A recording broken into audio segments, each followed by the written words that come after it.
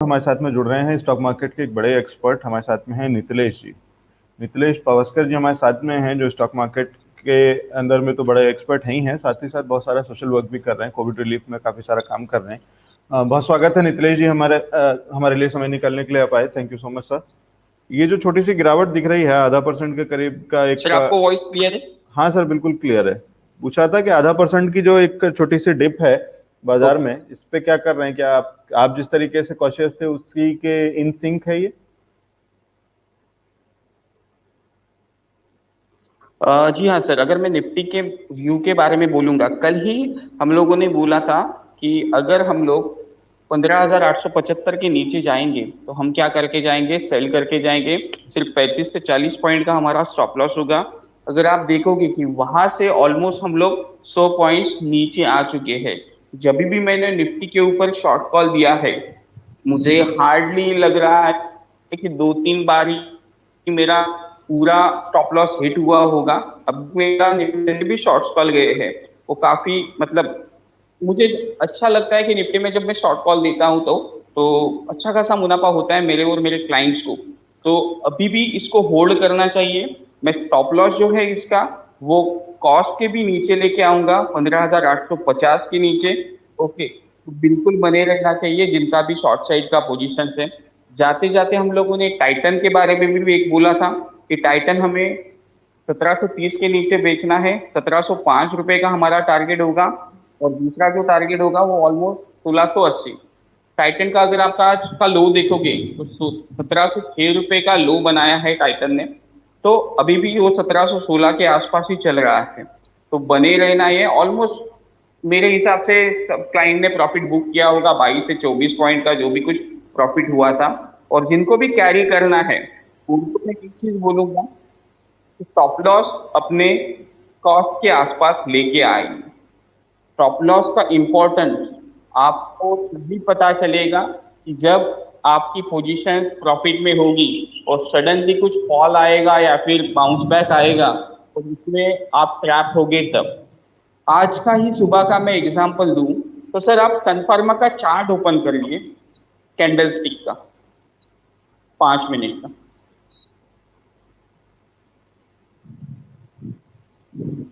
जी हाँ, ओके। तो मैंने मेरे क्लाइंट्स को 676 के आसपास सनफार्मा में बाइंग करवाई थी। 4-5 रुपए हम लोग ऊपर गए, 6 रुपए फ्यूचर्स में हम लोगों को मिल गए थे। तो हम लोग प्लान कर रहे थे 85 के आसपास फ्यूचर्स निकाल देंगे। तो 683 का हाई लगा, और सडनली 1 मिनट के अंदर वो आप बड़ी रेड कैंडल दिख रहे होगे, देखो, वो ऑलमोस्ट हम लोगों का प्रॉफिट जो 8-9 हज़ार पे प्रॉफिट हो रहा था वो कन्वर्ट लॉस में हो गया। 2-3 हज़ार पे हम लोग माइनस में आ गए। स्टॉप लॉस ट्रेल किया था हम लोगों ने, इस वजह से बच गए। तो मुझे एक चीज आपके व्यूअर्स को कहना है कि जब भी ट्रेड करोगे, विदाउट स्टॉप लॉस ट्रेड मत करना। कोई भी महारथी आपको बोलेगा कि ये स्टॉक 200, 400, 800, 1000 जाएगा, देखो पर्सनली मेरा ओपिनियन है कि अगले 10 मिनट में क्या होगा ये कोई भी नहीं बता सकता। ये सनफार्मा का चार्ट मैं आपके सामने लेके बोल रहा हूँ, क्योंकि मैंने ये सुबह ट्रेड दिया था मेरे क्लाइंट्स को। हम लोग 8,500 रुपये प्रॉफिट में थे, तो सडनली एक स्पाइक नीचे की तरफ आ गया, हम लोगों का स्टॉप आउट हम लोग हो गए। तो जब भी ऐसा कुछ सिनारियो होगा तो मिस्टेक एक्सेप्ट कर लेना और ट्रेड में से एग्जिट कर लेना। ठीक है सर, ये मेरे को सिर्फ आज सनफार्मा के बारे में बताना था। और टाइटन में हम लोग बने रह सकते हैं शॉर्ट साइड का पोजीशन, निफ्टी में भी शॉर्ट साइड का पोजीशन बना के रख सकते हैं सर अभी। ठीक है, ये राय है, और एक बड़ी राय जो कि नितिलेश जी कह रहे हैं, जो हम सुबह से कई बार हम भी बता चुके हैं, या कुछ दिनों से इनफैक्ट उस पर हम बार बार एम्फोसाइज कर रहे हैं और याद दिलाते रहते हैं कि डिसिप्लिन चाहिए इस समय बाजार में, और बहुत ज़्यादा ज़रूरी हो जाता है, क्योंकि कहीं ना कहीं बाजार एक ऐसे लेवल्स पे, एक ऐसे क्रिटिकल स्टेजेस पे पहुंच गया है कि अब वो बहुत तेजी से जो एक डायरेक्शन था वो नहीं होगा। तो अब कहीं रुकेगा, कुछ छोटे छोटे डिप्स होंगे, कुछ वोलेटिलिटी होगी, सबको मौका मिलेगा। तो अब शॉर्ट सेलिंग के मौके आने लग गए हैं। इस एक हफ्ते के अंदर में नितिलेश जी कुछ एक बार हमको शॉर्ट कॉल्स दे चुके हैं, और बहुत कम उसमें से कॉल्स हैं जो कि गड़बड़ हुई हैं, लेकिन ज़्यादातर कॉल्स अब मुनाफा दे रही हैं शॉर्ट में भी, तो शॉर्ट साइड में भी, जबकि बेरिश नहीं है वो, और ऐसा नहीं कह रहे हैं कि बाजार कुछ बहुत कुछ खराब हो सकता है या कुछ हो सकता है, लेकिन मौके अब शॉर्ट में भी हैं। आप पैसा कमाने के लिए बैठे हैं, दोनों तरफ पैसा कमाइए ना, क्यों वो वाले दिन खाली जाते हैं। लेकिन वन साइडेड या अभी हैंगओवर में मत रहिएगा कि ये रोज जो चल रहा है कि कुछ भी खरीदो और बैठ जाओ और वो मुनाफा देगा, उस तरीके का बाजार नहीं। ठीक है नितेश जी, आज कुछ अभी कुछ नया देंगे? सर मैंने एक कोटक बैंक सेल करने को बोला है क्लाइंट्स को, 67 70 के बीच में सेल करने को बोला है। तो अभी 63 चालू है। यहाँ पे भी अगर किसी को सेल करना है तो कर सकते। मैंने मेरे क्लाइंट्स को बोला है 1780 रुपये के स्टॉप लॉस के साथ हमें बेचना है। लेकिन अगर यहाँ पे कोई अगर शॉर्ट कर रहा है तो मैं यहाँ पे स्टॉप लॉस सजेस्ट करूंगा 1772। यहाँ से 8 रुपये सिर्फ ऊपर का स्टॉप लॉस होगा। और नीचे में मैं जो टारगेट प्लान कर रहा हूँ, वो पहला जो मेरा टारगेट होगा वो 1755, मतलब 1745 रुपये का पहला टारगेट होगा। और नीचे में प्लान करूंगा ज्यादा से ज्यादा गेन लेने की, 1720 1710 जितना मर्जी कॉल आ जाए। लेकिन मैं स्टॉप लॉस सिर्फ 8 पॉइंट्स का ही यहाँ पे देना पसंद करूंगा। जैसे ही 1772 का लेवल ब्रेक होगा तो मेरा मैं शॉर्ट पोजीशन यहाँ से कट कर लूंगा। जो भी सेम राय मेरे क्लाइंट्स को। ठीक है, 1774 के स्टॉप लॉस के साथ में कोटक महिंद्रा बैंक कह रहे हैं कोटक कि इसको शॉर्ट किया जा सकता है। और टारगेट सर एक बार फिर से बता दीजिए। 1745। 1745, 1745 के टारगेट्स के लिए एक शॉर्ट की गुंजाइश देख रहे हैं, एक पोजीशन बनाई जा सकती है कोटक बैंक में। और ये लेवल्स हैं, लेवल्स में फिर से एक बार ध्यान रखिएगा, और इसलिए हम स्क्रीन पे जरूर आपको दिखा रहे हैं। इसको एक बार फुल स्क्रीन भी दिखा दीजिए। ये लेवल्स जरूर नोट कर लीजिए, बहुत इंपॉर्टेंट हैं, क्योंकि डिसिप्लिन बहुत जरूरी है इस बाजार में। इस समय में आप ट्रैप हो सकते हैं बहुत आसानी से। कोई एनालिस्ट कोई आपसे कहे कि कुछ भी ताल ठोक करके कि ये लेवल्स मिलेंगे ही मिलेंगे, आप वो लेवल्स ले लीजिए, टारगेट लिख लीजिए, लेकिन स्टॉप लॉस भी जरूर लीजिए उनसे। खुद ढूंढिए, कुछ भी करिए, स्टॉप लॉस के बिना काम मत करिए। ट्रैप हो सकते हैं, ज्यादा बड़ा नुकसान हो सकता है। ठीक है, उसका एग्जाम्पल भी उन्होंने टाइटन में जैसे दिया है आज ही का नितलेश जी ने, और वो ईमानदारी है तो बड़ी बात है। ये जल्दी कोई भी एनालिस्ट ये नहीं मानता है कि उसके गलती या नुकसान हो गया या कुछ ऐसा वाला, या कम से कम उस तरीके से तो नहीं सिखाता, बताता है कि ये यहाँ पे अगर ऐसा किया होता तो ये नहीं होता, इस तरीके की चीजें। तो ये ध्यान रखिए, लेवल्स और टारगेट्स आपको स्क्रीन पे बता दिए गए। ठीक है नितलेश जी, और कुछ कोटक के? जी हाँ सर। और एक मेरा HDFC बैंक का शॉर्ट है। ऑलमोस्ट मैंने 14 आसपास क्लाइंट्स को दिया है, कल ही दिया है। तो वहाँ पे हम लोग टारगेट प्लान कर रहे हैं, नीचे के साइड में 1460 रुपये के आसपास का टारगेट प्लान कर रहे हैं। तो अभी मेरे लेवल से ऑलमोस्ट 7 से 8 रुपये नीचे आ चुका है। अगर इसको यहाँ पे भी शॉर्ट करते हैं, ऊपर में मैं स्टॉप लॉस जो दूंगा वो कल का डे हाई होगा, मतलब 96 का होगा स्टॉप लॉस, मतलब 1496।